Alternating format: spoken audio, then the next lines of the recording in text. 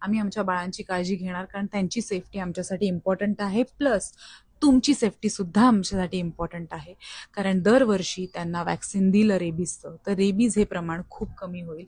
आणि ह्याचा फॉलोअप कुठेतरी गव्हर्नमेंटनी सुद्धा घ्यावा, कारण जर दरवर्षी प्रत्येक डॉगला वॅक्सिनेशन मिळालं तर रेबीजची संख्या वाढणारच नाही आणि प्रत्येक माणूस सुद्धा सेफ राहील.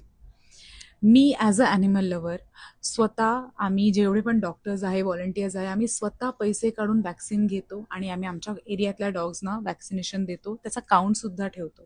तर मला वाटतं की गव्हर्नमेंटनी सुद्धा ते करावं. आउट ऑफ इंडिया असे भरपूर डॉग्स आहेत, त्यांना टॅग लावला जातो, त्याच्यामुळे कळतं की ह्या प्रत्येक डॉगला वॅक्सिनेशन दरवर्षी दिलं जातं, म्हणून तिकडची लोक बिंदासपणे त्यांना खायला घालतात आणि प्रेमसुद्धा करतात.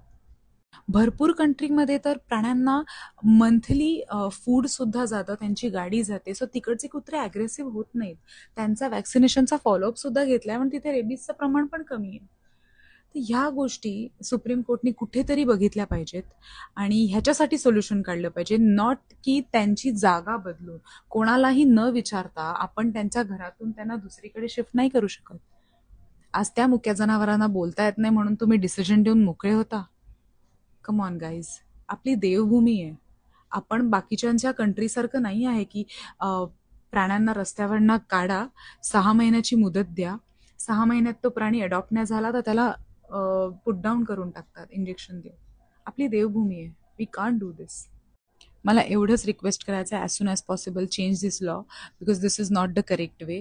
काहीतरी बेटर ऑप्शन काढा. आमच्यासारखे भरपूर ॲनिमल लवर्स आहेत जे आम्ही फ्री वॅक्सिनेशन द्यायला रेडी आहोत, सो काहीतरी बेटर ऑप्शन काढा जेणेकरून आम्ही पण हेल्प करू. तर प्लीज वेगळं ऑप्शन